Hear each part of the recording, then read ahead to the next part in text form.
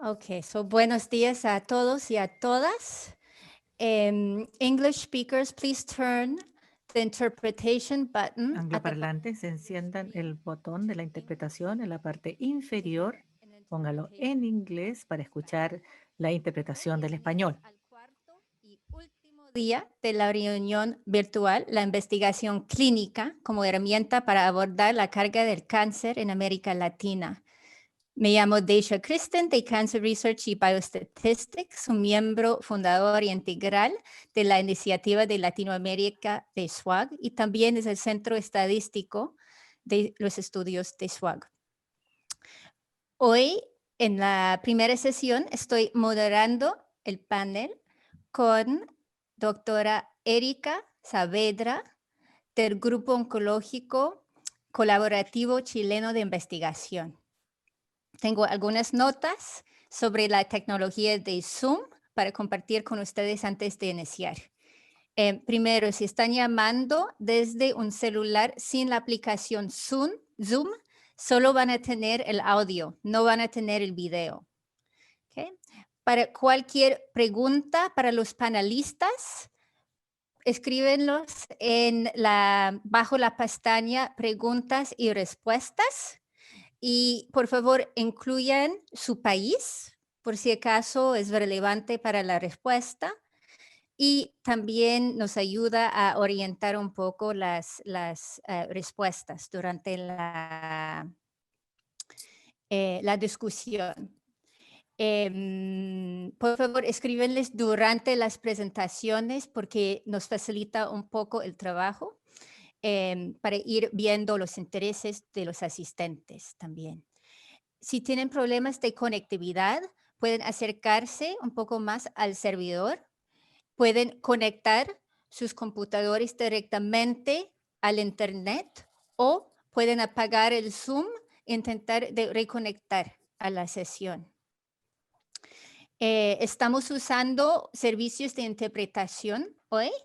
En la página, en la parte bajo de la página hay una opción de interpretación y ahí se puede seleccionar el idioma que corresponda.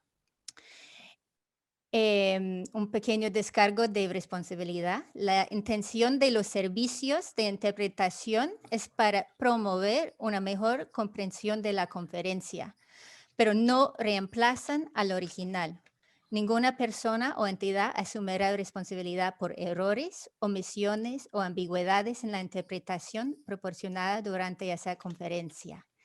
Ahora voy a pasar la palabra al doctor Alejandro Corbalán de la Pontificia Universidad Católica de Chile y el investigador del Centro Avanzado de Enfermedades Crónicas. Bueno, gracias, doctor.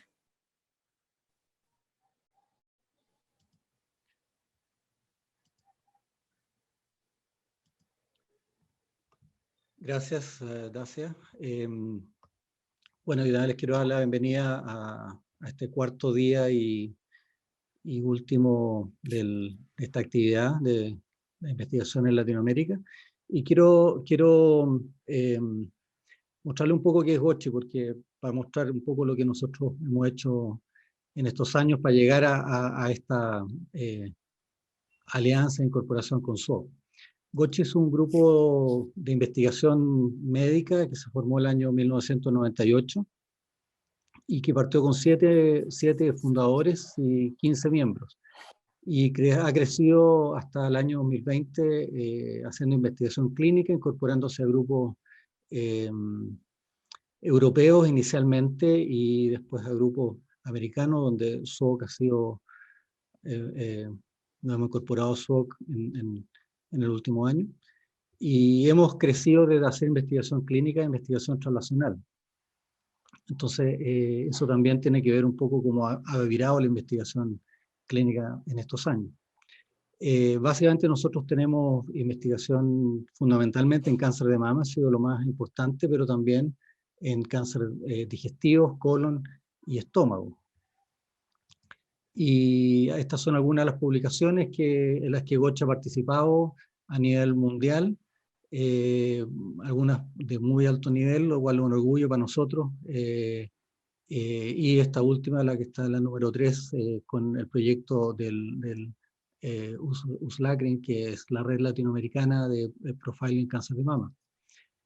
Goche es un grupo relativamente pequeño, tiene un staff de 5 personas y un directorio. Yo estoy ejerciendo el cargo de chair en estos momentos. Y sí tiene una gran red en torno a Chile, más de 200 miembros repartidos en todo el país, lo cual nos permite tener una red importante en términos de investigación clínica. Y esta probablemente es como el hito que nos hizo girar o virar hacia la investigación translacional, que es este consorcio LACRIN, que hizo profiling en cáncer de mama. Estos datos están en vías de publicarse, y estos son como los hitos desde el 2009 al 2014.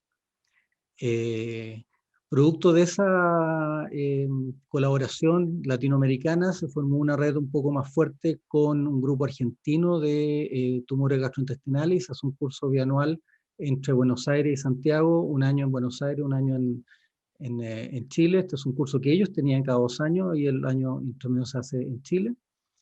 Y finalmente hemos aceptado esta invitación de SOC a formar parte de SOC, y esta actividad de hoy que cerramos hoy día como la investigación clínica para la carga tremenda de cáncer que tenemos en Latinoamérica, como se ha visto en estos días. Así que con eso los quiero invitar a esta última sesión, donde quiero agradecer a los directores Goche, la doctora Saavedra y al doctor Gamboa, que han, junto con Dacia Cristín, van a moderar la sesión de hoy día. Muchas gracias.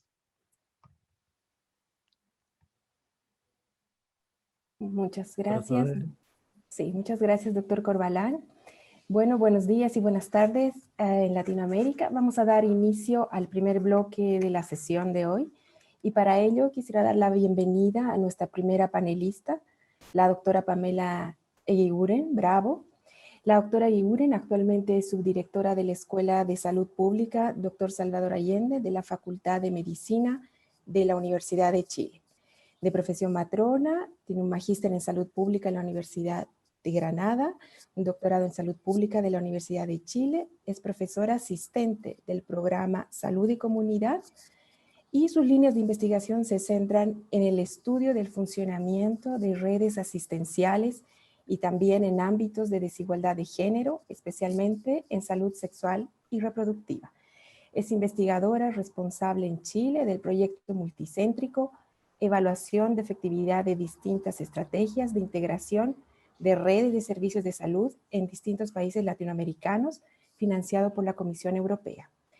La doctora Eguiguren hoy día nos va a presentar en su charla el Project Equity, lecciones aprendidas desde un enfoque de investigación, acción participativa.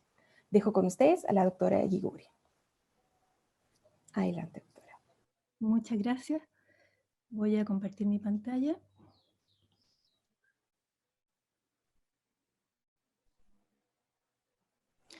Por favor, si me pueden indicar si se está viendo. Sí, la vemos. Ok, muchas gracias.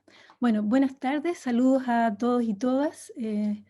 La verdad, muy contenta de poder participar en esta importante actividad para contar una experiencia que probablemente es una experiencia distinta a otras investigaciones.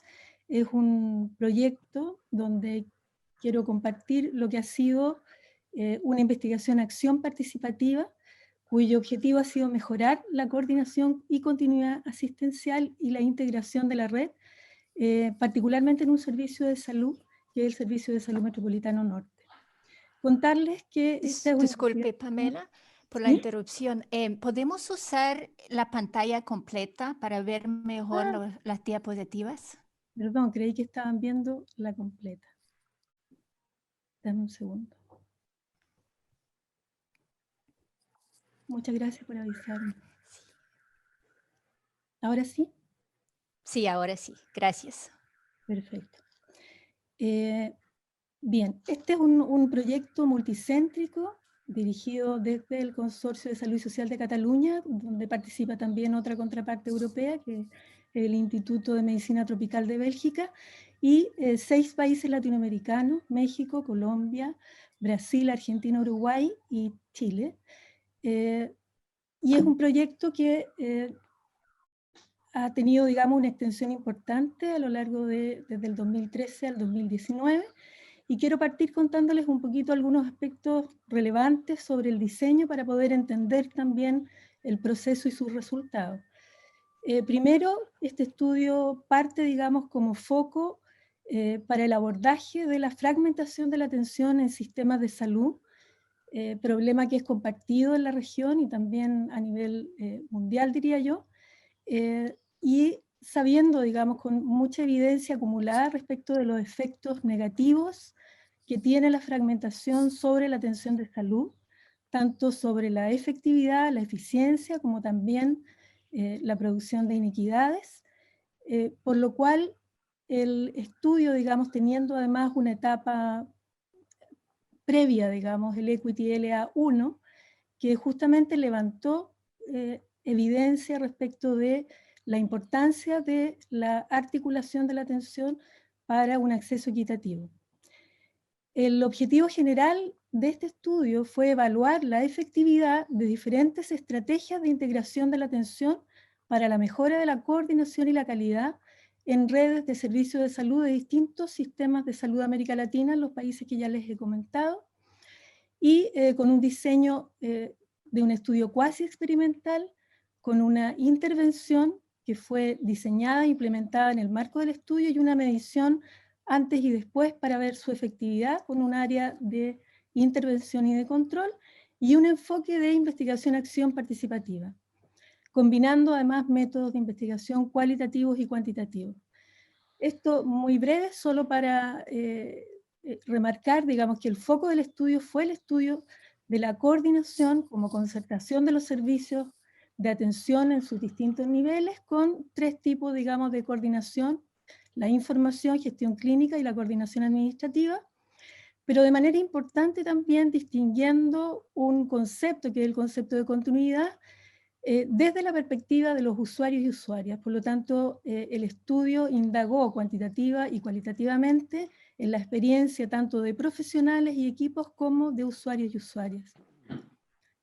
Un esquema general del diseño del estudio para mirar algunos aspectos relevantes: el hecho de su duración, digamos, de parte del 2013 hasta el 2019, y genera además en el ámbito de intervención una estructura, digamos, que es este comité conductor local que ven señalado a izquierda, y que es un espacio de trabajo compartido entre directivos y gestores de los distintos niveles de la red, a cargo, en el fondo, del rol de conducción técnico-política compartida con el equipo académico de investigación.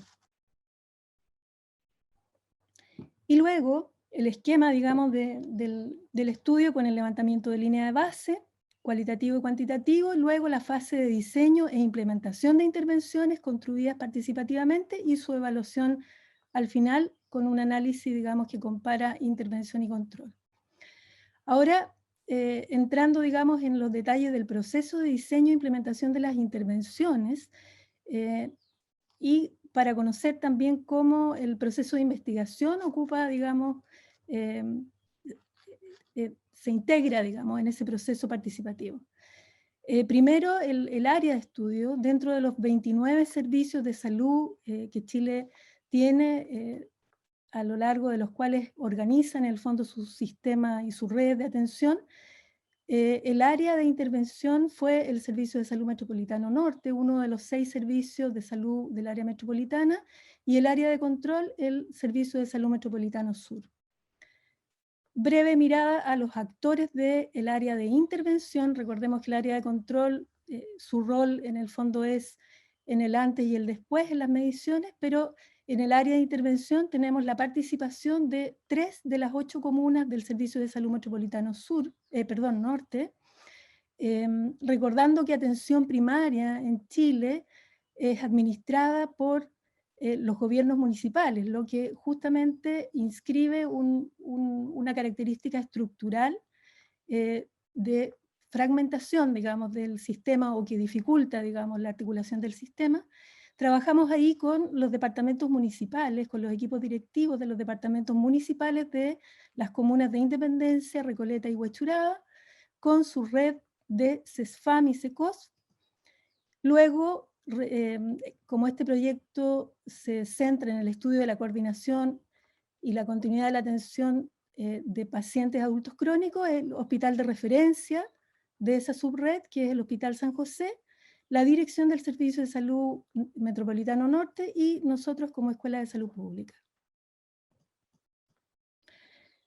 Aquí vemos algunas fotografías del comité conductor local, que es esta estructura, digamos, que ha sido fundamental para el proceso participativo, que se constituyó en 2015 y funcionó ininterrumpidamente, mensualmente durante todo el estudio y posteriormente también siguió funcionando.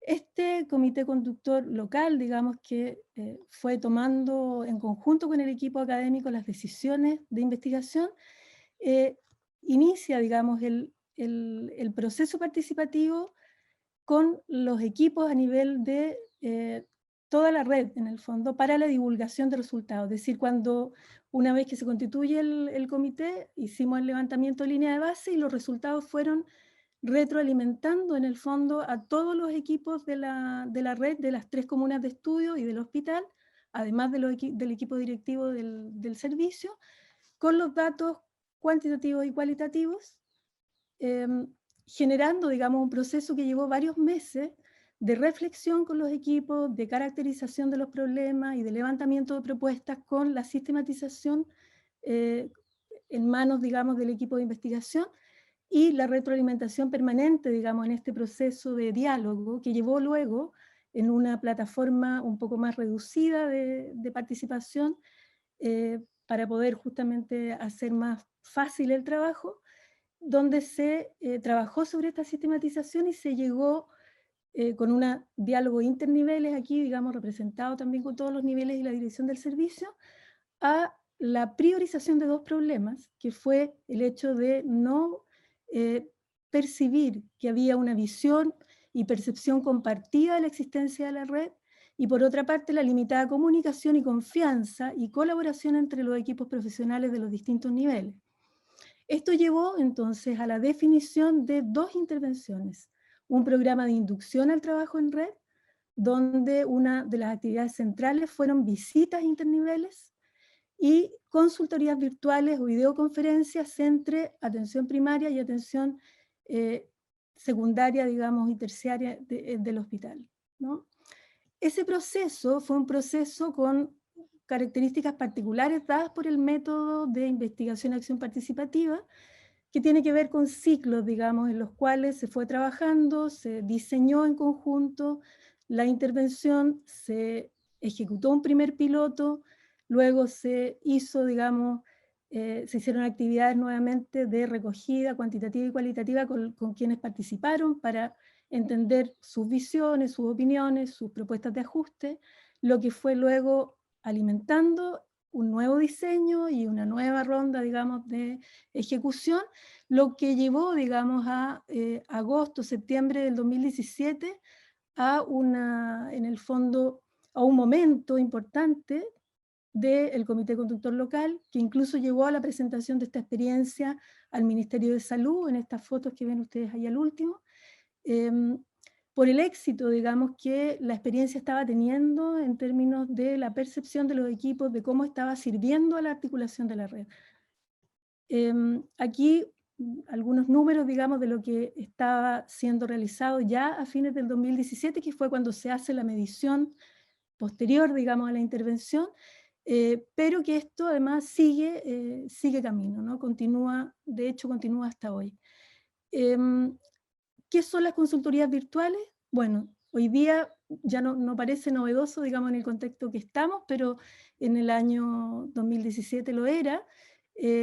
Comunicación virtual entre los equipos de APS y los equipos de las especialidades en el hospital, cada 15 días para, en el fondo, intercambiar actualización sobre diagnósticos, protocolos de derivación, etc.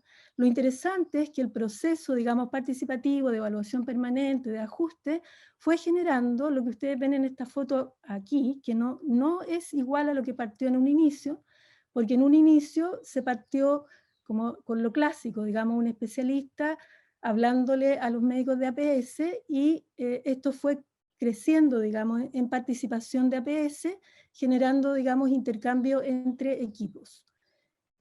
Y modulando, digamos, también la forma, la relación, el diálogo, etc. Luego, también el programa de inducción al trabajo en red, algunas fotografías, aquí hubieron visitas desde APS hacia el hospital y de hospital hacia APS, hubo producción de material gráfico, con en el fondo también el intercambio de informaciones que eran vitales para que los usuarios y usuarias pudieran transitar fluidamente y con continuidad entre ambos niveles, como por ejemplo, conocer, perdón que se me está yendo, por ejemplo, conocer cuál es el arsenal farmacológico de APS para no derivar a un paciente que debe seguir su tratamiento ahí sin saber si el medicamento existe o no, o la forma en la cual se receta para que pueda recibir el medicamento en atención primaria, etcétera, etcétera, etcétera. O sea, ahí hay un cúmulo, digamos, de cuestiones que fueron compartidas y sobre todo el conocimiento de la realidad entre niveles que había, dada la fragmentación, hay poco reconocimiento, digamos, entre niveles, y también están las relaciones jerárquicas de por medio, cuestión que el proceso participativo fue, en el fondo, generando vínculo y comunicación. Aquí la evolución, un poco también en números de las consultorías virtuales, que en el año 2018 ya generaron una segunda modalidad, una, digamos, de comunicación. Debo decir aquí que prácticamente después del primer piloto se incorporaron ya las 8 comunas del Servicio de Salud Metropolitano Norte, no solo las 3 de estudio, que se mantienen hasta hoy, y se generó un segundo tipo, además, de consultoría más pequeña, con un número más pequeño de comunas para tratar casos más específicos, digamos, no casos tipo presentados por APS, sino pacientes concretos, digamos. ¿Cuáles han sido las contribuciones y los resultados a partir de las mediciones, tanto cualitativas como cuantitativas? Bueno, en términos de las consultorías virtuales, me voy a ir directo aquí, se vio que permitían una comunicación directa y efectiva entre los equipos, también una percepción de mayor efectividad para la resolución de casos críticos, tener una comunicación efectiva y directa, una herramienta eficaz para la generación de acuerdos, para la difusión de nuevos protocolos, manejo de patología. Aquí una cita, solo relevo la última frase, dice: cambió la forma de cómo yo veía a los pacientes con nefrolitiasis desde ese día, ¿no? Desde una consultoría sobre el tema, ¿no? Y esto reproducido por 12 especialidades que son las que están participando y los equipos de los CEFAM de toda, digamos, la red norte. Quiero también relevar aquí el hecho de que, me parece que me faltó abajo, sí. Bueno, se reconoce hoy día como un mecanismo ya institucionalizado, hay tiempos protegidos para los equipos que hoy día ya son exigidos, y se valora el método por su dinamismo, flexibilidad y creatividad en el proceso, que aquí es donde quería señalar esta cita. Dice: lo interesante es que el diseño de qué estrategias son las que se van a implementar salen de un consenso del trabajo en equipo. Entonces, cuando es una idea, una estrategia que parte del grupo, ya parte con todo el mundo dispuesto, comprometido para el proceso de implementación. Y otra frase que habla también de la profundidad en el fondo del proceso, de los vínculos y la comunicación, es: nosotros ya hemos cambiado, no podemos volver a ser lo que éramos. Y que eso de alguna manera explica también por qué las intervenciones hoy día, una vez que el proyecto ya ha terminado, continúan y han sido, de hecho, en este contexto, digamos, de pandemia, un mecanismo importante, digamos, para la resolución de casos críticos. En cuanto a las mediciones, solo les traigo 2 resultados. La encuesta de coordinación tiene varias preguntas, digamos, una de ellas es: los médicos del nivel secundario y terciario hacen recomendaciones, diagnóstico, tratamiento, otras orientaciones al médico de APS sobre el seguimiento de los pacientes. Cuando partimos en 2015 en el área de intervención, esta respuesta para siempre, muchas veces, tenía un 40.1%, digamos.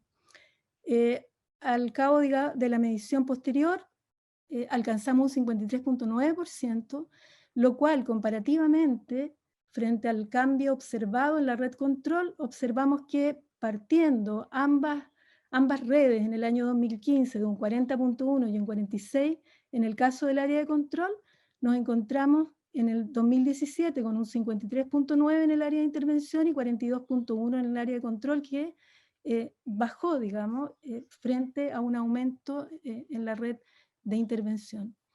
El otro Quedan resultado... 4 minutos. Muchas gracias. Yo creo que voy bien.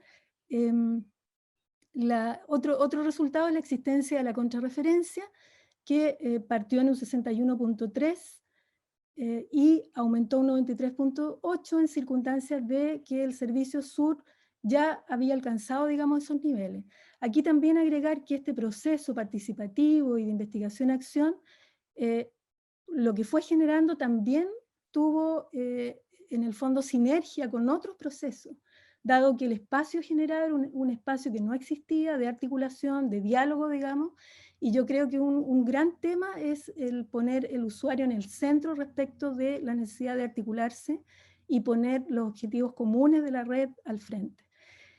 Otro impacto adicional es que esta consultoría avanzó, digamos, hacia el Instituto Nacional del Cáncer. Aquí, por supuesto, el reconocimiento a todos los actores de la red y en particular por ejemplo, a Patricia Espejo como enfermera del Hospital San José y a la doctora Isabela Barca de InCáncer, quienes de alguna manera transitaron con la metodología, y esto ya en la última fase de proyecto, y pasamos entonces a generar una consultoría virtual en InCáncer que se adaptó específicamente a las necesidades y a lo que los equipos determinaron que era lo que requerían hacer, que tuvo que ver y sigue teniendo que ver, porque sigue también muy activa, para poder realizar endoscopías a pacientes críticos presentados desde APS por los médicos, lo cual ha generado además una red de médicos que son como puntos focales, digamos, en los CEFAM, en la red norte, para los temas de cáncer. Conclusiones, bueno, hay una contribución que se evidencia, digamos, de las consultorías virtuales a la coordinación de la gestión clínica entre niveles, que ha contribuido, digamos, a la generación y actualización de acuerdos de manejo conjunto de los pacientes, y más allá de eso, todo el proceso ha generado vínculos y comunicación a nivel de la red, donde en el proceso de construcción colectiva destaca la apropiación de la intervención y su sostenibilidad. Aquí, bueno, destacan los espacios de reflexión conjunta, metodología reflexiva, el diálogo horizontal, el respeto mutuo a los acuerdos y los protagonismos de la red por sobre protagonismo de una sola institución. Vital la participación de tomadores de decisión, el reconocimiento y respeto a la autoridad de los grupos. Y bueno, antes de terminar, compartirles que a partir, digamos, de esta experiencia, esto ha sido recogido en las orientaciones para la planificación y programación en red desde el 2018 en adelante, y bueno, hay un artículo ahí también de los resultados a nivel internacional, y acabamos de adjudicarnos junto con InCáncer la participación en otro proyecto multicéntrico con el mismo equipo y consorcio, que se centra justamente en dar continuidad a estos desarrollos en cáncer, que se llama Equity LA Cáncer, financiado por Horizon 2020 recientemente. Muchas gracias, y esta última imagen que para nosotros representa en el fondo esta estrategia de investigación que genera, digamos, de abajo hacia arriba las soluciones frente a los problemas encontrados en la articulación de la red. Muchas gracias. Muchas gracias, doctor Pamela Iguren. Muy lindo ver una intervención que tiene como parte la investigación cualitativa. Ahora, el siguiente panelista es la doctora Tami, que es profesora asistente en el Departamento de Epidemiología, Genética Humana y Ciencias Ambientales del Centro de Ciencias de la Salud de la Universidad de Texas en Houston.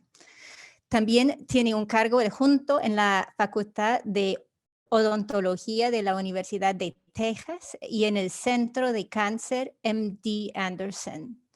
La agenda de la investigación de la doctora Tami se focaliza en 2 áreas específicas. la prevención y control del cáncer en poblaciones vulnerables específicas, incluyendo grupos minoritarios sexuales y de género, así como personas que viven con el VIH y SIDA, y la utilización de plataformas de telemedicina y herramientas móviles para la capacitación de profesionales de atención médica y trabajadores de salud en países de desarrollo y áreas desatendidas de los Estados Unidos. Bueno, bienvenida, doctor Tami. Muchísimas gracias. ¿Me escuchan bien? Sí. Muy bien. Bueno, muy agradecida a todos ustedes por esta gentil invitación, particularmente a los organizadores de este simposio y especialmente al Dr. Crowley por siempre estar apoyando las iniciativas que desde acá hemos propuesto para el grupo de la Iniciativa Latinoamericana de SWAN. Yo les voy a hablar y presentar un poco lo que hemos hecho en términos de herramientas móviles para el entrenamiento de profesionales oncólogos en cesación de tabaquismo.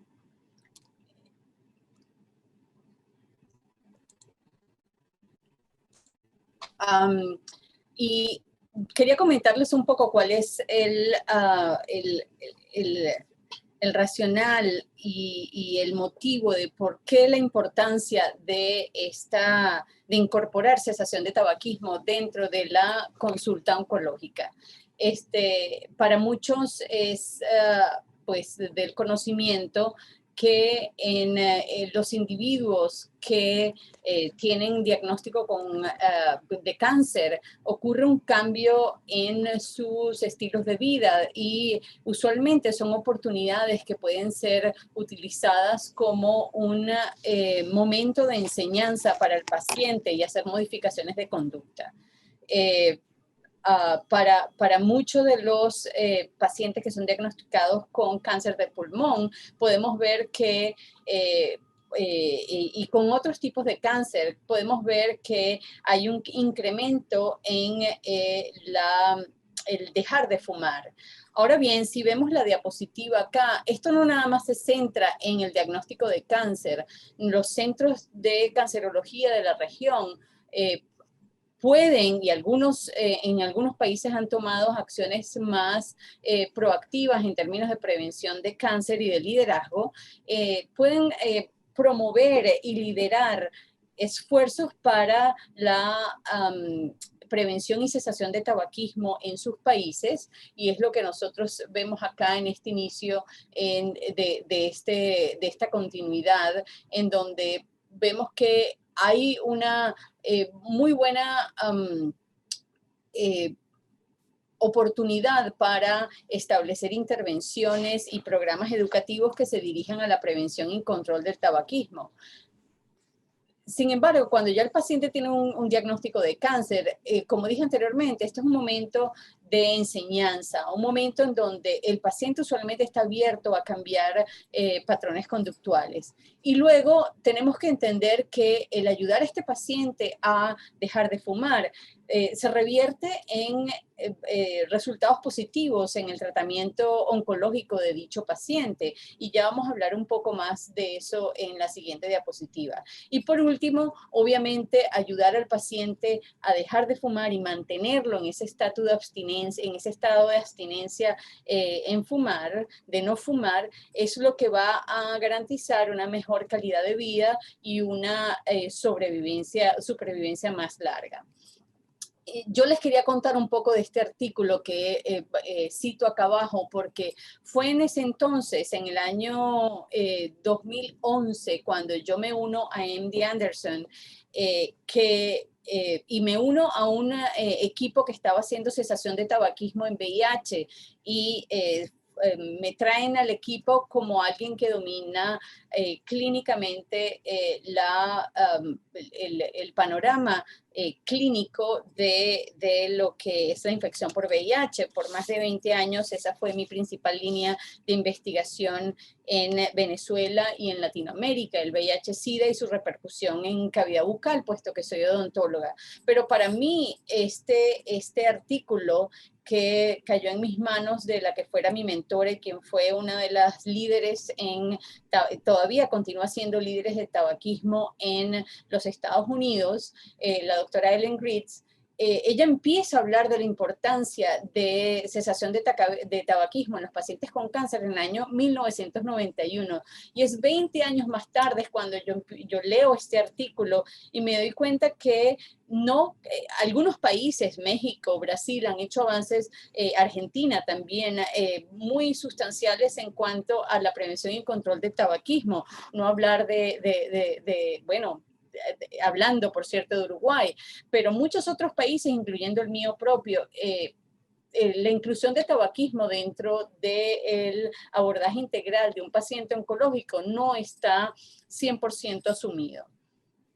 Es por esto que la relevancia de incorporar prevención y cesación de tabaquismo en los centros oncológicos y se traduce en que tenemos en un paciente menores niveles de dolor si el paciente deja de fumar.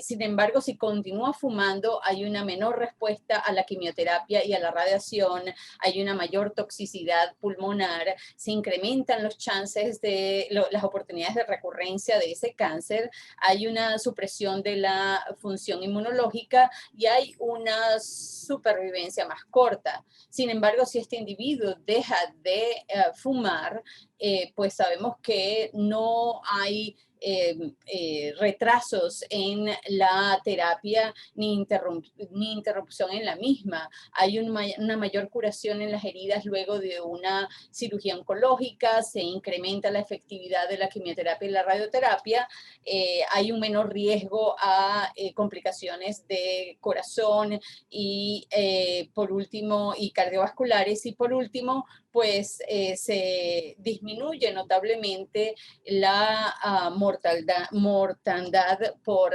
el cáncer. Es por esto que podemos ver en este triángulo que cesación de tabaquismo hace un impacto directo tanto en el paciente que va a cirugía oncológica como el que es sometido a radioterapia, a lo mismo que el paciente que está en una quimioterapia. Yo tuve la oportunidad y pues el honor de haber sido elegida dentro de los individuos que recibieran el premio Impacto de la Fundación Hope. Y esto fue una oportunidad muy importante, puesto que este es el primer esfuerzo que se hace en investigación de tabaquismo a través de SWOG en América Latina. No el primer esfuerzo en América Latina, pues sabemos que, como dije antes, muchos países han liderado en la región los programas de prevención y cesación de tabaquismo, pero sí a través de SWOG e involucrando centros de cáncer.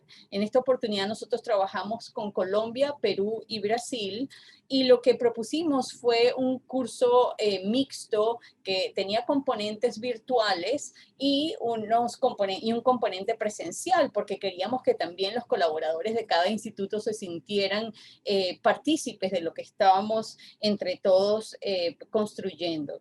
Y por último, bueno, yendo un poco a lo que fue el contenido del curso, a los cuales expusimos a 30 oncólogos en Colombia, 30 oncólogos en Perú y 30 oncólogos en Brasil, nosotros abordamos una revisión histórica y epidemiológica del consumo del tabaco y cigarrillo en América Latina. Hablamos en un segundo módulo de las condiciones crónicas y cáncer asociados al tabaquismo. En el tercero ya íbamos más a fondo en lo que era la prevención y cesación de tabaquismo y las intervenciones, incluyendo las intervenciones conductuales que se estaban haciendo no solo en los Estados Unidos, sino en la misma región. Y por último, el módulo número 4 abarcaba temas que incluían las medicaciones y farmacoterapia que se utiliza como apoyo en los programas de cesación de tabaquismo.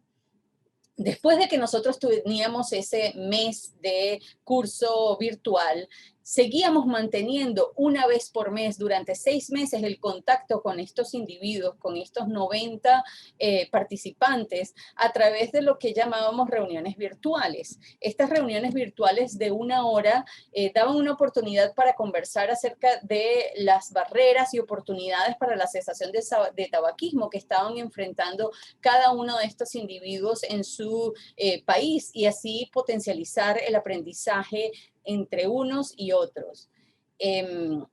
Aquí les doy una visión preliminar de lo que son los resultados. Justo ahora estamos con los colaboradores de Perú y con los colaboradores de Colombia, en su mayoría enfermeras, el grupo de enfermería, ya haciendo los análisis estadísticos definitivos para poder tener el manuscrito lo antes posible de los hallazgos principales del proyecto STOP.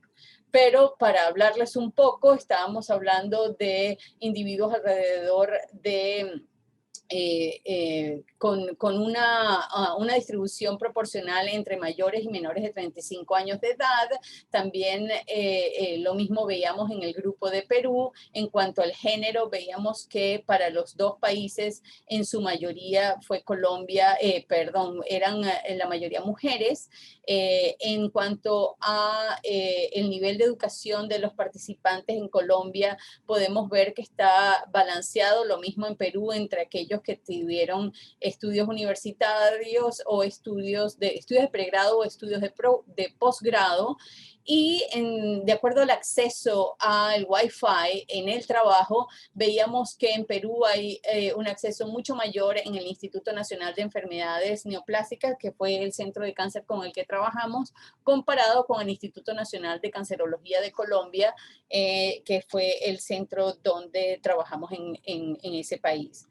Muchos de ustedes preguntarán, bueno, ¿dónde están los resultados de Brasil? Lamentablemente, COVID impactó tremendamente el acorte de 30 entrenados en Brasil.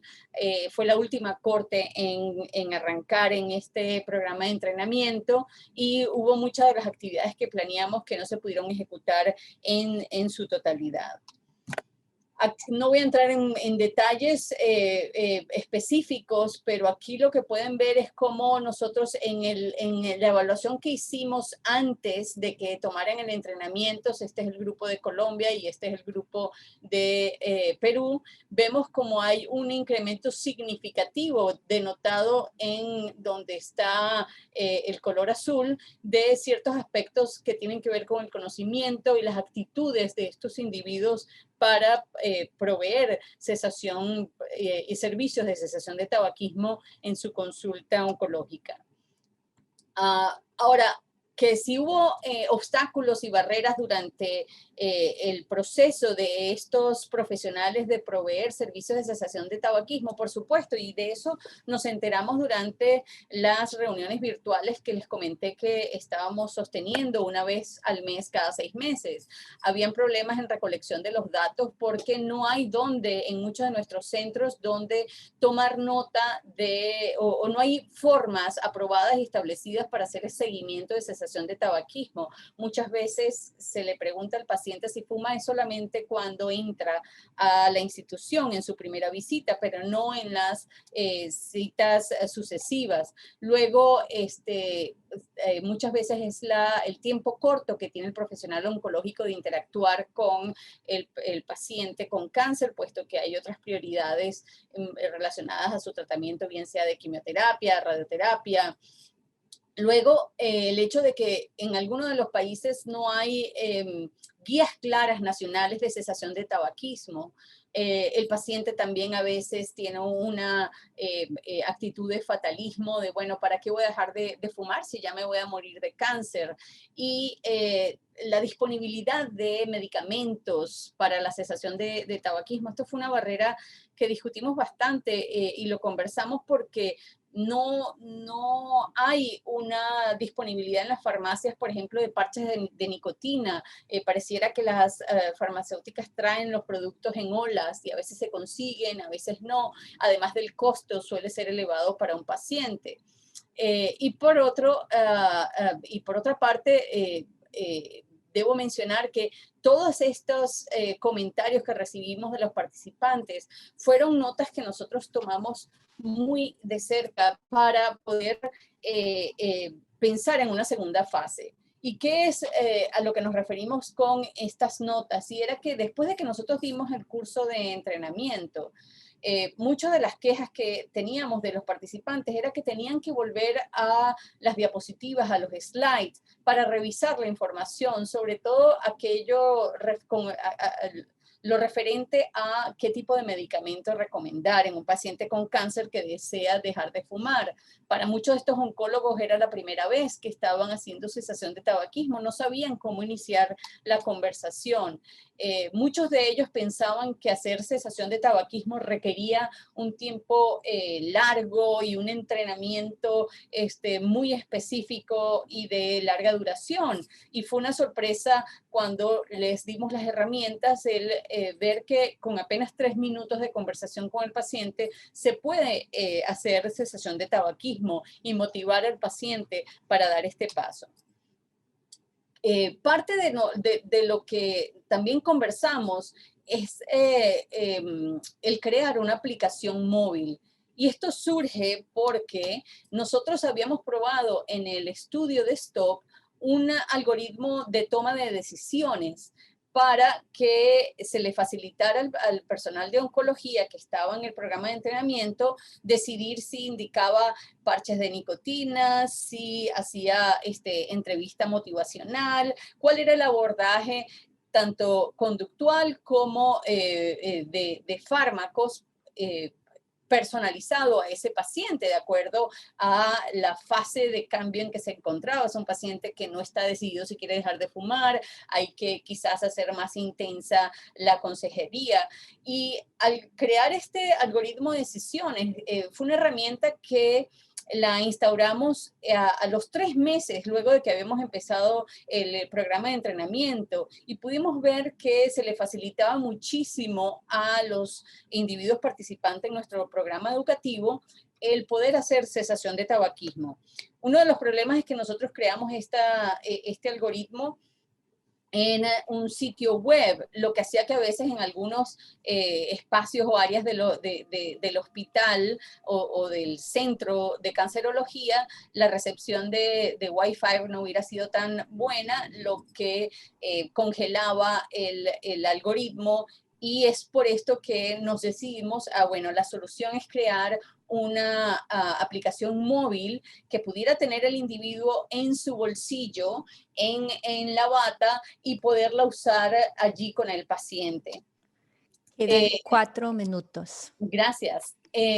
Usarla también como una herramienta educativa y así entonces poderle dar la vuelta al teléfono y quizás mostrar al individuo que está recibiendo la consejería, por ejemplo, cómo se ve un pulmón de un fumador comparado con el pulmón de un paciente sano y cómo eso puede favorecer su calidad de vida, aún siendo un paciente que haya fumado por muchos años y que esté bajo tratamiento de cáncer.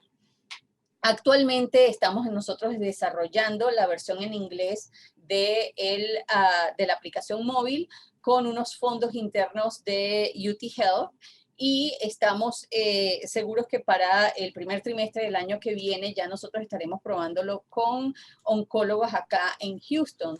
Sin embargo, el mes pasado, en colaboración con el Instituto Nacional de Enfermedades Neoplásicas del Perú, sometimos un grant, una propuesta de financiamiento para el Centro Fogarty del Instituto Nacional de Salud de los Estados Unidos, y esto fue un esfuerzo sumamente grande porque lo escribimos en menos de un mes, y bueno, allí proponemos no solamente cambiar el conocimiento, sino la actitud y la práctica a través de esta herramienta móvil de los profesionales oncológicos, que se traduciría en ayudar al paciente a dejar de fumar. Con esto lo que queremos y proponemos es que el tabaquismo, así como muchas otras intervenciones de comportamiento, sean parte integral de los cuidados de un paciente con cáncer, puesto que eso se traduce en el éxito del tratamiento oncológico y mejora la calidad de vida del paciente, que es lo que estamos buscando al fin con todas estas intervenciones. No quisiera terminar sin antes agradecer profusamente a la iniciativa SWOG en Latinoamérica, particularmente al doctor Mojar, quien pues ha sido uno de los mayores entusiastas del tipo de trabajo que nosotros estamos haciendo en prevención y cesación de tabaquismo en SWOG. Todo el equipo que nos apoyó también por parte de The Hope Foundation, Joe Horn y Morgan Cox. Sin el estudio de STOP, donde obtuvimos los datos pilotos, hubiera sido imposible hacer esta propuesta, nueva propuesta para el Centro Nacional de Salud de los Estados Unidos, que, cruzando los dedos, esperemos nos financien.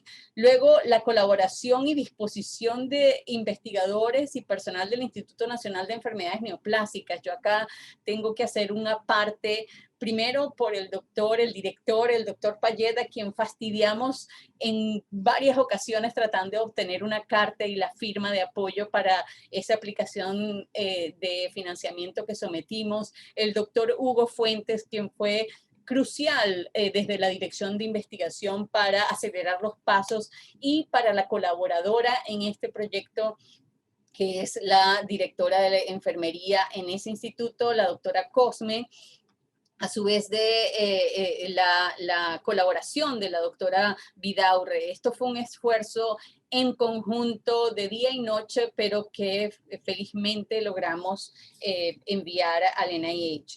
Y por último, y no quisiera dejarlos a un lado, es el equipo de CRAB con el doctor Crowley y Court Malloy, quienes se sintieron súper entusiastas de unirse a nuestro equipo y colaborar a través de sus servicios de bioestadística en lo que vayan a ser los análisis estadísticos necesarios para este nuevo proyecto.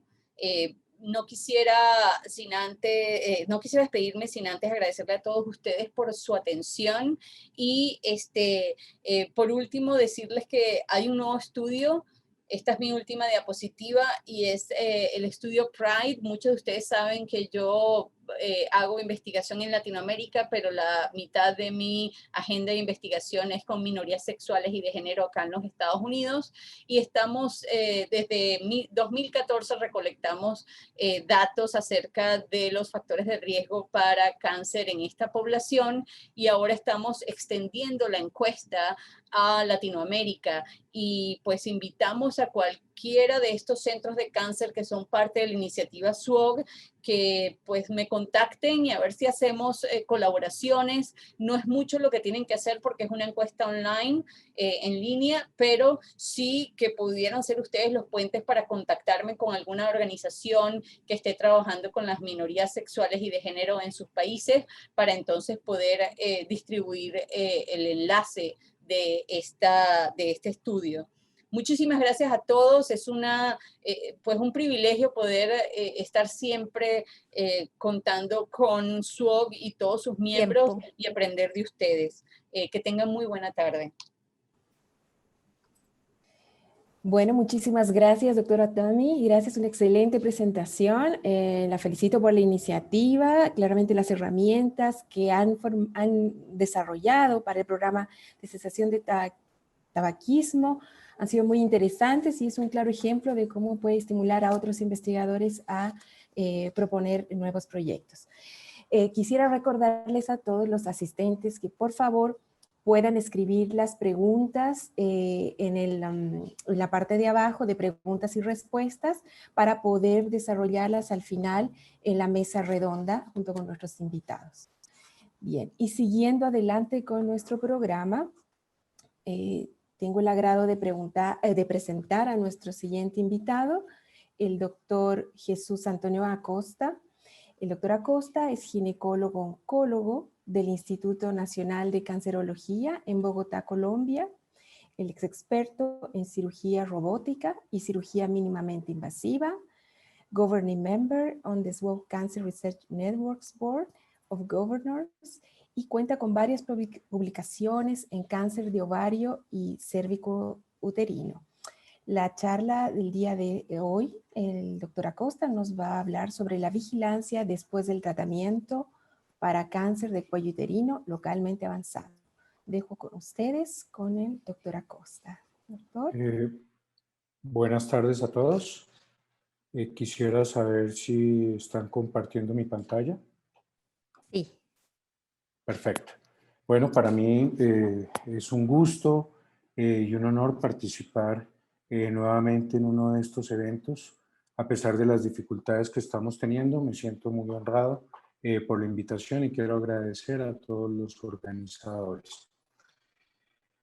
Este es un proyecto, una idea de investigación que se presentó hace algún tiempo y que queremos reactivar y quiero mostrarles cómo se desarrolló y cuáles son los pasos para seguir y probablemente llevar esta idea a un feliz término por parte de la organización SWOG de América Latina. Trata del seguimiento a los pacientes o a las pacientes con cáncer de cuello uterino localmente avanzada. A pesar de que podríamos pensar que en Estados Unidos el cáncer de cuello uterino no es un problema de salud pública tan importante como lo puede ser en nuestros países, vemos que de acuerdo a los datos recientes, datos tomados de este año, alrededor de 113.000 a 115.000 mujeres en Estados Unidos tienen un diagnóstico de cáncer ginecológico y de este grupo casi 14.000 mujeres pueden tener un diagnóstico de cáncer de cuello uterino. Esto es una tasa de incidencia de aproximadamente 8.5 y de esta tasa de incidencia más o menos el 35% de las mujeres pueden tener un cáncer de cuello uterino localmente avanzado. Esto también implica que más o menos 800.000 mujeres van a ser supervivientes de tratamiento con cáncer y se va a presentar un incremento aproximadamente del 25% en los próximos 10 años, principalmente por un efecto que se llama en epidemiología el efecto poblacional. En la medida en que la población crece, el número absoluto de personas con cáncer y de supervivientes obviamente aumenta. Estos son los datos de cáncer de cuello uterino en Estados Unidos y si ustedes miran la última fila, es interesante mirar cómo hay una diferencia en este país respecto a los grupos raciales y cómo los grupos raciales hispánicos, asiáticos y probablemente grupos de poblaciones afrodescendientes tienen una incidencia mayor aún respecto a la incidencia global del cáncer de cuello uterino. Y estos son más o menos los datos de nuestros países. Ustedes ven que son muy similares en nuestros países, probablemente algunos con un poquito menos de incidencia, la mortalidad muy similar y esto es también para tenerlo en cuenta. Después del tratamiento del cáncer de cuello uterino, más o menos la cuarta parte de las pacientes recaen y hay una gran heterogeneidad y un gran rango de la forma como se manifiestan las recurrencias, presentándose recurrencias múltiples en un grupo importante de estas pacientes. Y la gran mayoría de las pacientes recurren en los primeros años, de 2 o 3 años después del tratamiento, como suele suceder con todos los tratamientos de cáncer. Entonces, el seguimiento de estos pacientes debe ser un seguimiento coordinado entre los diferentes actores del sistema de salud, con el fin de no solamente hacer un seguimiento de la enfermedad, sino hacer un seguimiento de la salud de estas pacientes.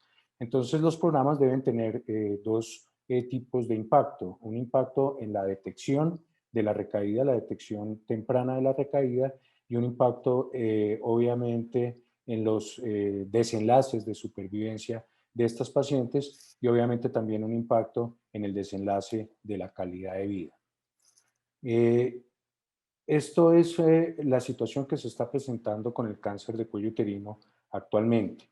Año a año se presentan algunas posibilidades de tratamientos nuevos para las pacientes con cáncer de cuello uterino que presentan recaídas.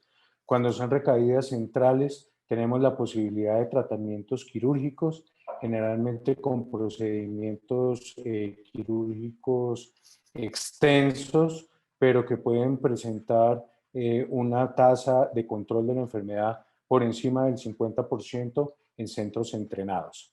Y por otra parte, cuando hay recaídas a distancia o son recaídas múltiples, aparecen nuevas posibilidades de manejo gracias a las terapias biológicas principalmente, y lo que se ha visto son tratamientos con inhibidores de la angiogénesis principalmente, el estudio GOG 240, y actualmente se están desarrollando varios estudios con inmunoterapia, principalmente con inhibidores del PDL. Entonces, el hecho de tener nuevas herramientas para el tratamiento de la recurrencia hace muy importante tener unos programas de seguimiento muy adecuados. Las recaídas de cáncer de cuello uterino, como muchos tumores, pueden ser sintomáticas o pueden ser asintomáticas. Y una de las preguntas que nos hacemos es si existe una diferencia entre estos dos grupos en términos de supervivencia global. Si es importante hacer una detección temprana de la enfermedad, y si la detección de la enfermedad aún en pacientes asintomáticas puede mejorar los desenlaces oncológicos. Y lo otro que hemos visto en la revisión de la literatura es que existe una amplia heterogeneidad en los diferentes programas de supervivencia. Entonces, ¿cuál es el impacto también de la calidad de vida en nuestros pacientes haciendo test o pruebas innecesarias, y cuál es el impacto en los costos de los diferentes sistemas de salud? Esto para mostrarles un poco, a pesar de que no hay literatura, y como lo vamos a ver más adelante, ni hay ensayos clínicos que justifiquen esto, es para mostrarles un poco cómo cada una de las actividades que tenemos en cuanto a la detección de recaídas en los programas de supervivencia, y vemos cómo hay algunas de las actividades que no tienen un impacto muy importante. Todos pensaríamos que hacer una citología, por ejemplo, en las pacientes que han sido tratadas podría ser importante. Sin embargo, fíjense que más o menos solamente la citología detecta el 7% de las recaídas. Las imágenes tienen también una importancia, pero son más importantes en las recaídas a distancia. Pero mire cómo cuando tenemos recaídas centrales y recaídas en la pelvis, y aún en algunas recaídas mixtas, la actividad más importante es la visita, el interrogatorio de la paciente y el examen clínico.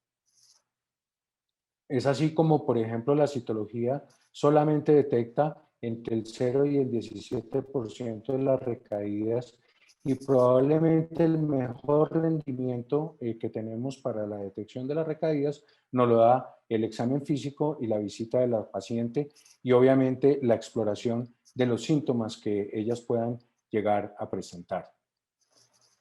Esto para demostrar un poco cómo se comportan las curvas de supervivencia en las pacientes cuando tienen recaídas solamente centrales o cuando son recaídas a distancia, y cómo cuando realmente la supervivencia se comporta de una manera diferente cuando la paciente presenta o no presenta síntomas.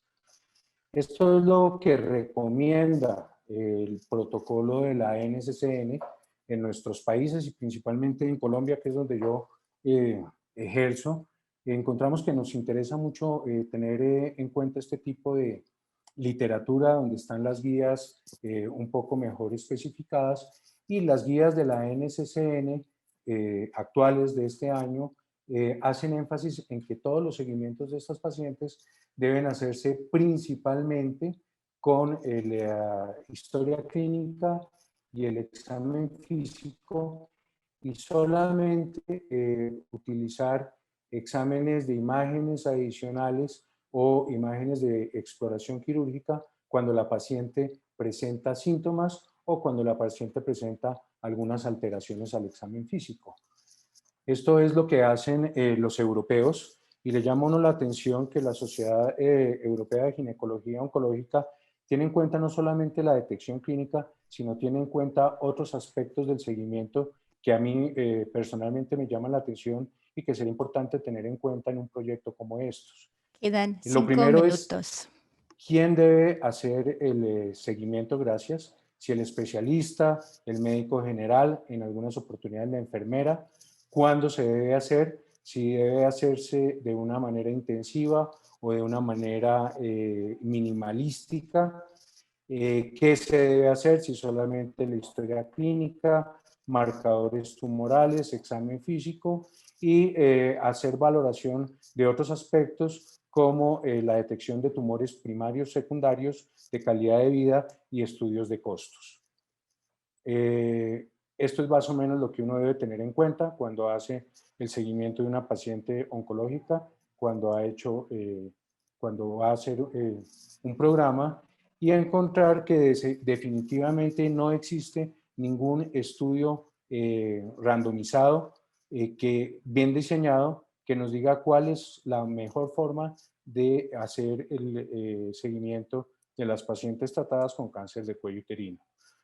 Nuestra propuesta es comparar un programa intensivo contra un programa basado en síntomas en pacientes con diagnóstico de cáncer de cuello uterino localmente avanzado que han recibido tratamiento. Y la pregunta de investigación es cuál es la supervivencia global a 5 años de estas pacientes que han recibido el seguimiento intensivo versus el seguimiento sintomático. Este es el objetivo principal. Los objetivos secundarios obviamente es hacer un análisis sociodemográfico de la población, analizar supervivencia libre de enfermedad, describir la proporción de pacientes asintomáticos con recaída, describir la proporción de pacientes sintomáticos en el momento de la recaída, describir la rata de recurrencia en los dos grupos, describir la tasa de mortalidad y obviamente evaluar niveles de ansiedad, depresión y satisfacción de los pacientes incluidos en los dos brazos del programa a 12, 24, 36, 48 y 60 meses. Estos son los criterios de elegibilidad, los criterios de inclusión. Solamente mencionar que los criterios de exclusión son pacientes que tienen historia de otra enfermedad neoplásica en los últimos 5 años antes del diagnóstico de cáncer de cuello uterino y la presencia de tumores sincrónicos, y tener en cuenta que debemos obviamente tener en cuenta todos los criterios de inclusión con un consentimiento informado y mínimo un seguimiento a 36 meses. Esta es la descripción de los dos brazos y de las actividades en el programa de seguimiento de rutina, hacer examen físico, evaluación de síntomas, TAC abdominopélvico cada 6 meses, a los 6 meses de terminar el tratamiento, a los 12, 24, 36, 48 y 60 meses, una radiografía de tórax anual y una citología anual. En el grupo de seguimiento sintomático, solamente hacer un examen físico, evaluación de síntomas y adicionalmente TAC de abdomen cada 6 meses y una citología anual para no caer en problemas éticos con nuestros dos grupos. Y en caso de encontrar enfermedad recurrente, el diagnóstico debe ser confirmado principalmente con biopsia, y el tratamiento debe dársele a la paciente de acuerdo a sus características.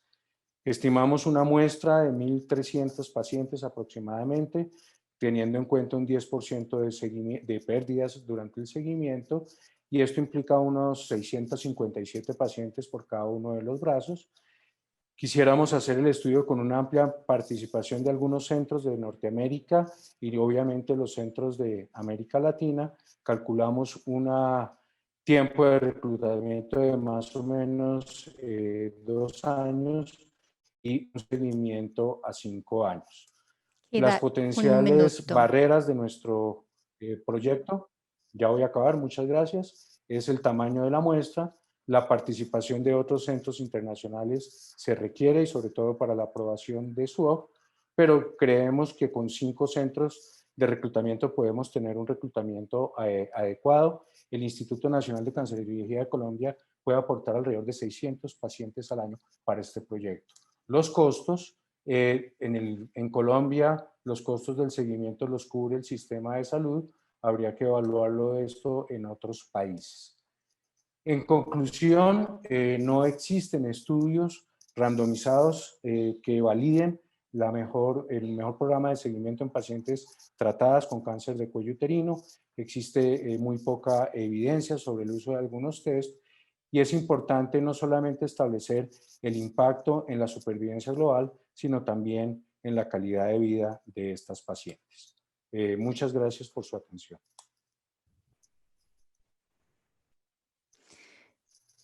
Muchas gracias, doctora Acosta, por su presentación sobre la vigilancia. Ahora vamos a pasar a la discusión de la mesa redonda.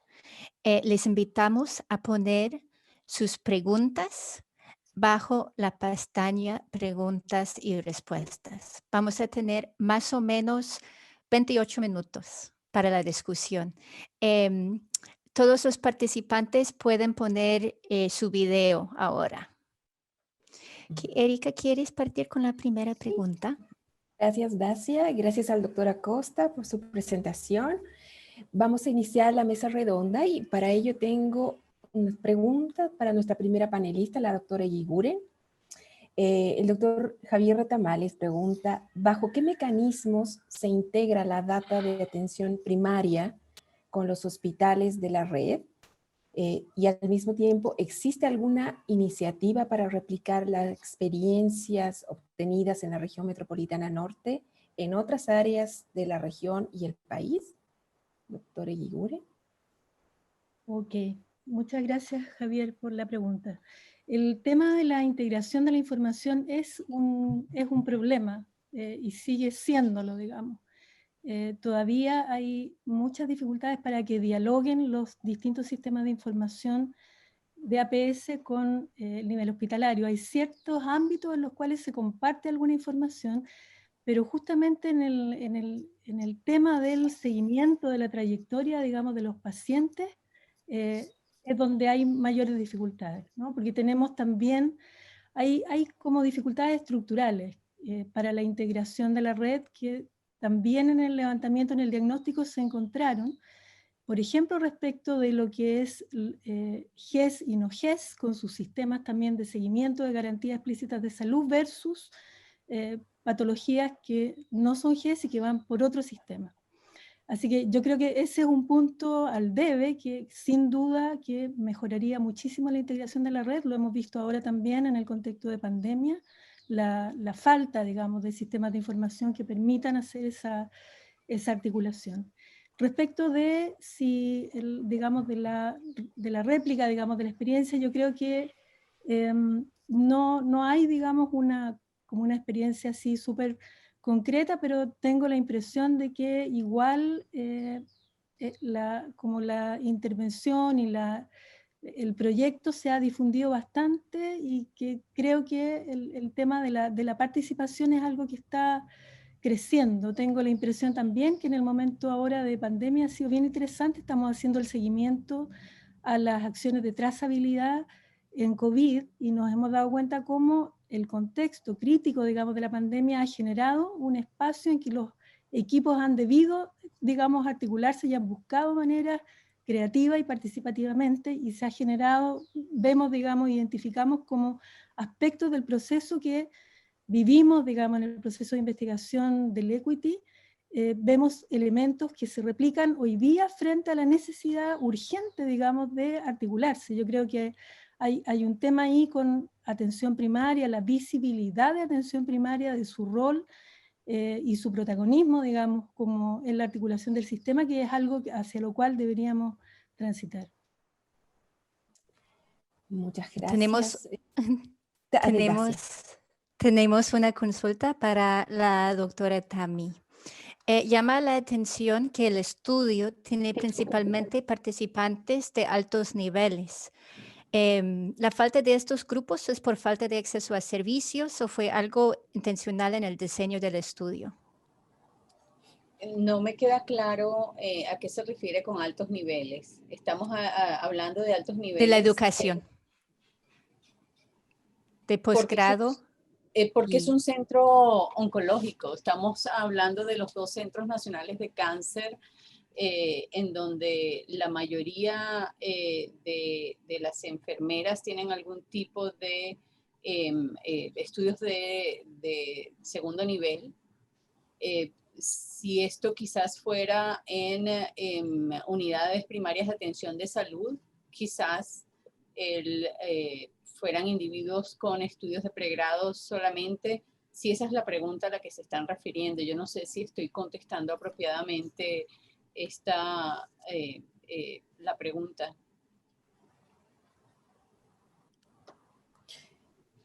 Bien, yo tengo otra pregunta para la doctora Eguigure, de la doctora Miller.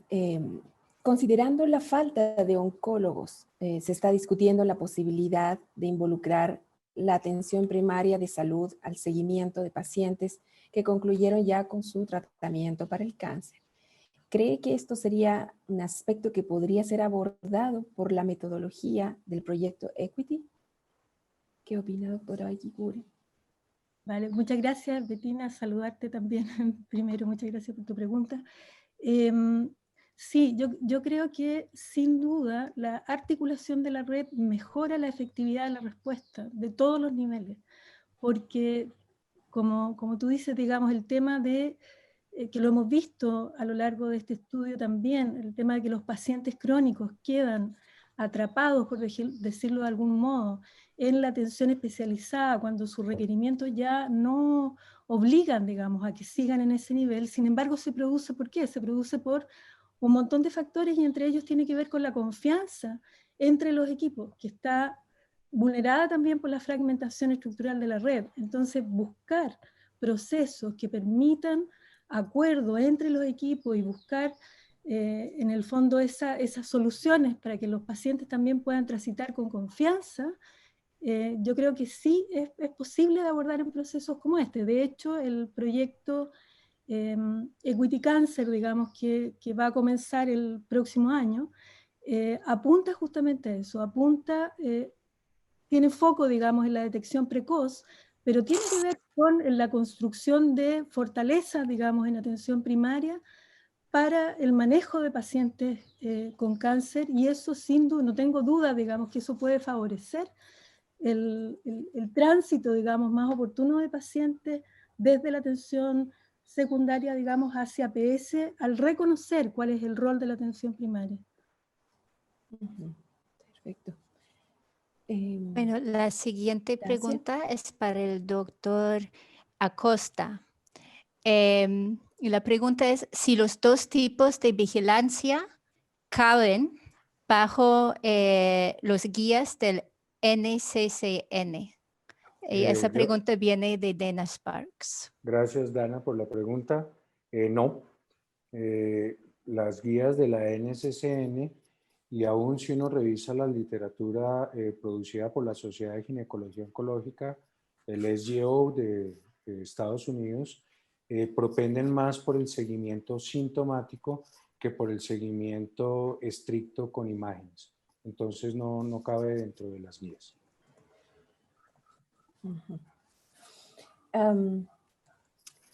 Tengo otra pregunta para la doctora Tammy Mori, del doctor Franz Villarroel. El estudio colaborativo indicado por usted respecto de personas que viven con HIV apunta en el seguimiento o análisis de pacientes con cáncer asociados a HIV, o también considera otros cánceres sólidos no relacionados directamente con la infección. Además, dice, existen estadísticas locales, por ejemplo las del Cono Sur, sobre cáncer de pulmón en casos de HIV con o sin terapia antirretroviral. Yo creo que vamos con la primera parte, doctora Tammy. Sí, yo voy a aclarar un poquito. Yo fui parte de un estudio que fue en ese entonces, en el año 2011, el ensayo clínico randomizado más grande en los Estados Unidos para cesación de tabaquismo en pacientes con VIH. El estudio que yo me refería al final para hacer la evaluación de factores de riesgo para cáncer es en minorías sexuales y de género, independientemente del diagnóstico de infección por VIH. Entonces, de cualquier manera, yo estoy sumamente abierta e interesada y puedo facilitar literatura a cualquiera de los colaboradores en la región, puesto que actualmente sigo haciendo cesación de tabaquismo en esta población. No necesariamente tiene que ser pacientes viviendo con VIH que tengan concurrentemente un diagnóstico de cáncer. Sin embargo, no dejamos de excluirlos en nuestras intervenciones de cesación de tabaquismo. Justo ahora estamos tratando de iniciar un proyecto con mujeres y hombres transgéneros con infección por VIH y a riesgo de, o con diagnóstico de cáncer. Así que, pues, bienvenida a cualquier colaboración con la región. Esta es una área que me apasiona muchísimo y pues aprender de cualquiera de ustedes pues es una oportunidad para mí tremenda. Gracias. La siguiente pregunta es para el doctor Acosta de Javier Tamales en Chile. Considerando que el nuevo FIGO 2018 considera la resonancia magnética para evaluación de cáncer cérvico-uterino, lo que aumenta la sensibilidad de detección de invasión parametrial de 55% a cerca de 90%. ¿Cómo se integra este examen en su protocolo, ya que para muchos centros es el nuevo gold standard? Gracias, doctor Retamales, y es muy importante su pregunta, pero yo quiero aclarar que la FIGO respecto al cáncer de cuello uterino, el cáncer de cuello uterino definitivamente es uno de los cánceres que se considera relacionado con una infección, lo mismo que el cáncer gástrico, y son tumores que se presentan con mucha frecuencia en países de bajo índice de desarrollo humano y de índice de desarrollo humano medio. Por eso la FIGO ha mantenido hasta la última clasificación, ha mantenido la clasificación de estado del cáncer de cuello uterino utilizando solo métodos clínicos. En esta última clasificación FIGO 2018 introduce la posibilidad, pero no es obligatorio, de hacer imágenes en algunas pacientes cuando uno dispone de las imágenes y de hacer algunos procedimientos quirúrgicos para hacer la evaluación de compromiso ganglionar en pacientes con cáncer de cuello uterino localmente avanzado. Sin embargo, se hace la aclaración que solamente si estas herramientas están disponibles se pueden utilizar, pero si no se pueden utilizar en algún país por limitaciones económicas, entonces se continúa con la clasificación clínica. La resonancia nuclear magnética se ha utilizado más para la estadificación de los pacientes previos al tratamiento y tiene mucha importancia sobre todo en los tumores iniciales para definir estados quirúrgicos contra estados que necesitan otro tipo de tratamientos, pero para el seguimiento no tiene ninguna importancia. Entonces, definitivamente nosotros queremos es comparar el seguimiento clínico con un seguimiento con algunas otras actividades que han sido tradicionalmente utilizadas en nuestros medios como por ejemplo la citología cervicovaginal, la radiografía de tórax, la tomografía de abdomen. Pero la resonancia no la tenemos en cuenta en esta propuesta.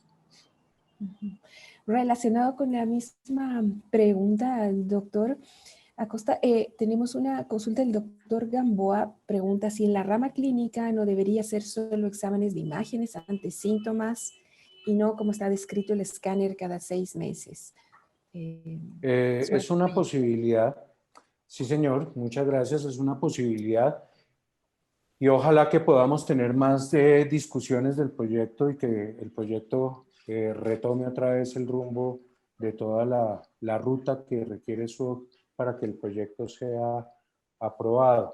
Nosotros incluimos en el brazo de seguimiento sintomático la tomografía y la toma de citología para no crear un problema de alguna manera ético, que podría ser una pregunta que nos hace cualquier comité de ética, de que el seguimiento sintomático podría tener algún desbalance respecto al seguimiento intensivo. Por eso lo incluimos de esa manera. Perfecto. Gracias. Dacia, ¿tú tienes otra pregunta? Bueno, la siguiente pregunta es para la doctora Tami otra vez, del doctor Bettina Müller. En una sesión anterior del simposio aprendimos que la mantención de un cambio en el estilo de vida requiere actuar a diferentes niveles: familia, trabajo, espacios públicos, etc. ¿Cómo integra estos aspectos a su proyecto? Sí, esa es una muy buena pregunta. Y nosotros acá en los Estados Unidos, y lo colocaba yo en el chat, en el Centro de Cáncer MD Anderson particularmente, es mucho lo que se hace fuera de los muros del Centro de Cáncer. Entonces, por ejemplo, el programa de cesación de tabaquismo del MD Anderson no solamente es para el paciente con cáncer, es también para sus familiares, porque entendemos que si no hay un apoyo en este proceso, es difícil que el paciente pueda mantener una abstinencia. También nosotros vamos hacia las comunidades, y parte de las investigaciones que se hacen en prevención y control de cáncer es fuera de los muros de la institución. Y es algo que nosotros hemos tratado de integrar en muchos de los proyectos que tenemos.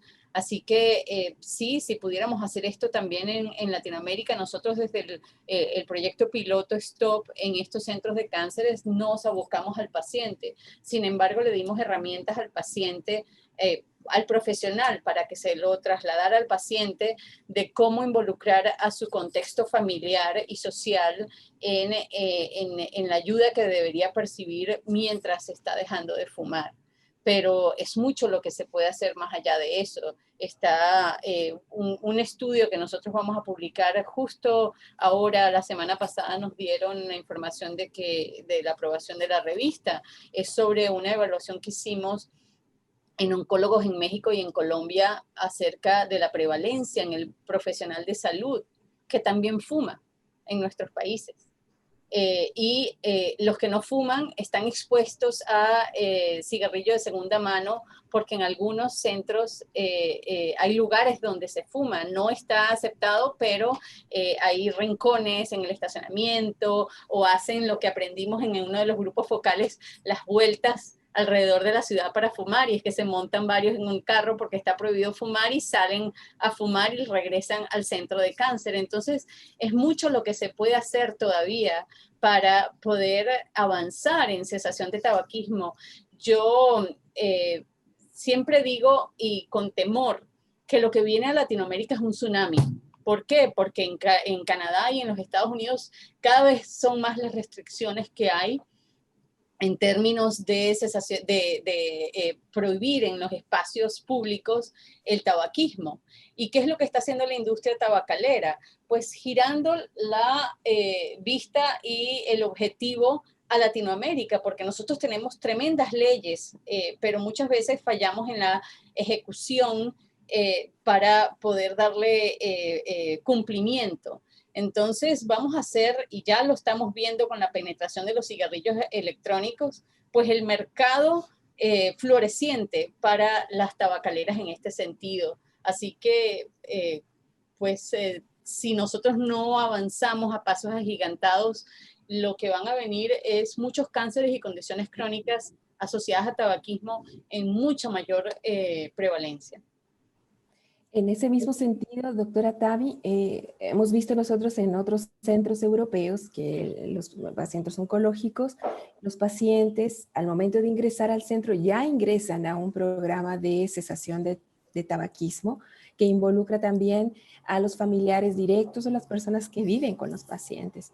Quizás esta sería una buena manera en nuestros hospitales oncológicos de tener este programa que pueda dar este soporte y sobre todo educación, ¿no? A todo nivel, tanto a la gente de salud como al paciente y los familiares. Ajá, ahí viene entonces mi mayor comentario en donde el hecho de ser venezolana da una perspectiva local a esto, porque yo le hablo del MD Anderson y del Centro de Prevención y Cesación de Tabaquismo que tienen en casa. Pero esto es financieramente imposible de sostener en nuestros centros en Latinoamérica. ¿Por qué? Porque primero, es más, es imposible mantenerlo en cualquier centro de cáncer en los Estados Unidos, porque el financiamiento que tiene el centro de tabaquismo en el MD Anderson viene de la demanda contra las tabacaleras que se ganó en los 80. Y es una suma brutal de dinero que le entra al MD Anderson y que solamente está para eso. Nosotros no tenemos ese ingreso exclusivo para cesación de tabaquismo y es por eso que yo he tratado de volcar mucho de mi investigación en herramientas móviles, algo que pueda ser sostenible para la región, porque nosotros no vamos a poder tener el salario de un especialista en tabaquismo pagado por el centro las 24 horas del día, porque no se necesitaría uno, se necesitarían muchísimos para poder atender a la población que fuma en un centro de cáncer. Entonces, hay que ser más creativos en, en la forma de proponer investigaciones en nuestra región, que realmente sean sostenibles y ejecutables, porque lo que he visto, y lo he visto cuando yo vivía en Venezuela, hace más de 15 años, nosotros a todos le decimos que sí por el entusiasmo de hacer colaboraciones, pero tenemos que sentarnos de verdad, de todos los lados, de todos los países que estamos siendo parte de colaboraciones, si es sostenible y ejecutable, bajo la realidad y el contexto sociocultural de ese país. Definitivamente, la tecnología quizás nos tiene que ayudar a mejorar la parte de educación. Y en ese sentido, quisiera hacer otra pregunta a la doctora Eguiguren sobre estos cursos en la capacitación, en las consultorías virtuales, enfocándonos un poco en lo que es la investigación, los estudios observacionales, que si bien sabemos que el gold estándar son los estudios randomizados, los estudios observacionales también pueden responder preguntas útiles y a veces simples. ¿Sería esto una herramienta más para poder proyectar algún tipo de estudios a ese nivel? O sea, yo creo mucho, digamos, en la investigación, desde el rol de la academia, digamos, en la producción de conocimiento basado, digamos, en la realidad y conectado con los servicios de salud, a mí me parece que es fundamental. Y en ese sentido, el levantamiento de información para poner a disposición, en el fondo, de los equipos para tomar decisiones, me parece que es la manera. Muchas veces podemos tener súper estudios y súper evidencia, pero que luego no se traduce, digamos, en una influencia sobre los sistemas.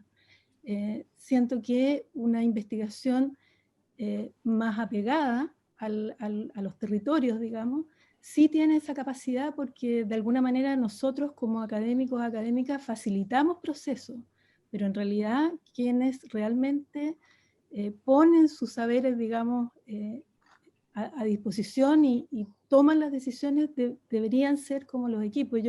Lo que muestra la investigación que hicimos es que la construcción, digamos, a partir de los propios equipos generó soluciones efectivas y soluciones sostenibles en el tiempo. Yo creo que eso es lo que uno busca, o sea, de la salud pública quisiera que la evidencia que se genera se traduzca siempre en acciones de mejora. Entonces, este tipo de procesos a mí me convence mucho, digamos, en términos metodológicos para transformar. Exactamente. Muchas gracias. Usted es también para la doctora Eguiguren. ¿Usted sabe de estudios cualitativos que han usado en la investigación oncológica utilizando el método de acción participativa y cómo podríamos incorporar más de ese tipo de estudio en las investigaciones clínicas? Yo creo que se hace menos de lo que podría y debería hacerse. En el caso de lo que vamos justamente a lo que vamos a iniciar ahora, hay una parte digamos, el estudio va a ver cuál es la situación de detección precoz, digamos, de cánceres y de respuesta, digamos, del sistema. Y ahí esperamos también generar cualitativamente conocimiento de la experiencia de los pacientes, de sus trayectorias. Nosotros de hecho, en este proyecto que les comentaba, una de las herramientas fue levantar las trayectorias de las experiencias en el sistema de los pacientes. O sea, toda su historia, ¿no? O sea, cómo ha ido en el fondo su continuidad asistencial en el sistema. ¿De qué nos dimos cuenta? Que habían un montón de interrupciones. Y esas interrupciones tenían explicaciones vinculadas a la forma en que se organizan los servicios. Entonces, yo creo que en el cáncer, sin duda que, de hecho, en la experiencia ahí que yo mencionaba, la doctora Isabela Barca y todo el equipo, digamos, de InCáncer que ha estado trabajando en las consultorías virtuales, también hicieron el ejercicio de levantar trayectorias y también eso les permite, en el fondo, descubrir dónde están los vacíos, los tiempos, por ejemplo, de demora excesiva, que tienen que ver más bien con aspectos organizativos de la red, que están en la posibilidad, digamos, de ser transformados por nosotros. Entonces yo creo que lo cualitativo tiene muchísimo que aportar y en estudios mixtos todavía me parece más potente, porque de alguna manera tienes el dato, tienes la magnitud, pero luego tienes las explicaciones más profundas que los métodos cuantitativos no son capaces de generar. Excelente. Al doctor Acosta, sabemos que las pacientes con cáncer cervicuterino, una vez que terminan el tratamiento, una de las aristas que queda pendiente es cómo mejorar esa adherencia al seguimiento del paciente, porque una vez que termina su tratamiento, el paciente muchas veces se pierde si es que no queda enganchado en él.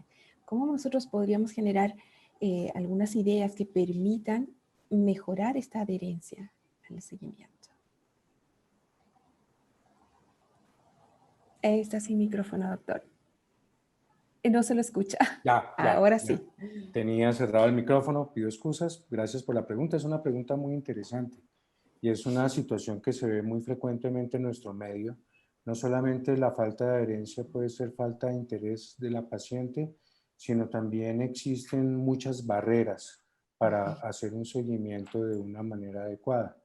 Por eso una parte del estudio quiere evaluar un poco calidad de vida, ver un poco el impacto en la paciente de utilizar diferentes sistemas de seguimiento. Habría otras cosas que pueden ser muy interesantes y de pronto se nos ocurren otro tipo de estudios y yo invito a la doctora Tamí precisamente a esto, ya que en los cuales se pueden utilizar tecnologías.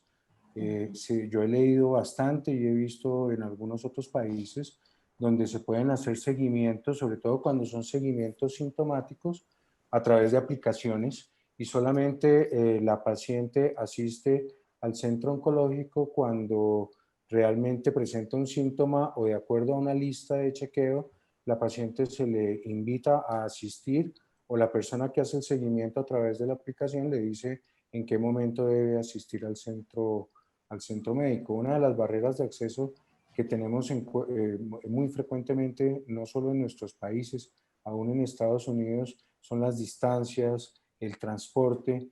Entonces, a través de aplicaciones probablemente, si uno puede demostrar que el seguimiento sintomático es probablemente igual o mejor que el seguimiento intensivo con exámenes, uno podría hacer uso de ese tipo de aplicaciones. No, yo encantada, doctor, muchísimas gracias por pues siempre mantener los esfuerzos que hacemos en tecnología móvil en su radar. Yo pues quería compartirles que desde nuestro grupo de investigación tenemos ya años haciendo tecnología móvil, no solamente desarrollos de app. Uno de los grants que tengo con el NIH es consejería y cesación de tabaquismo por mensajería de texto.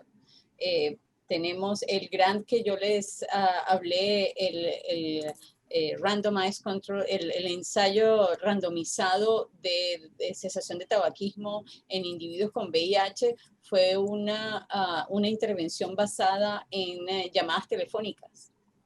Entonces, hay muchas áreas, y estoy de acuerdo con usted, no solamente cesación de tabaquismo, yo pongo a disposición lo que he aprendido en términos de tecnología móvil, en desarrollo de aplicaciones móviles, a la disposición de ustedes en crear algoritmos de decisión que son tan útiles en los ambientes clínicos. Así que no podría estar más de acuerdo con usted en que sí, la tecnología puede ser muy importante en nuestra región, particularmente porque la penetración de teléfonos inteligentes en Latinoamérica es altísima. Yo hice una revisión bibliográfica para la aplicación de financiamiento que metía el NIH y es altísima. Mucha gente cree que no, pero es que no van a tener teléfonos móviles, y en muchos países es lo que permite la comunicación, ya no es la línea de tierra. Es mucho más fácil tener un teléfono, y los precios, sobre todo cuando no son iOS o Apple, son bajísimos de un teléfono inteligente. Entonces, nada, yo siempre encantada de colaborar con otros centros. Bueno, doctora, ahí tenemos un Bueno, compromiso de muchas trabajo gracias. para el futuro Bueno, inmediato. Lo Listo. tomo, doctor. Gracias. ¿Dónde firmo? Perfecto, gracias después a todos. hablamos de esto. Gracias. Muchas gracias. Y un Gracias. anuncio también, ¿no? Para todos sus asistentes de cómo colaborar, tal vez, también con los doctores presentes. Vamos a terminar la discusión ahora. Quería recordarles que va a aparecer una encuesta antes de entrar en la pausa de 20 minutos. Muchas gracias a los panelistas de haber compartido con nosotros sus estudios, y espero vernos en la siguiente sesión. Muchas gracias a todos. Bueno, muchas gracias. Muchísimas gracias. Un placer haber compartido con todos ustedes. Buena tarde. Igualmente, buena tarde.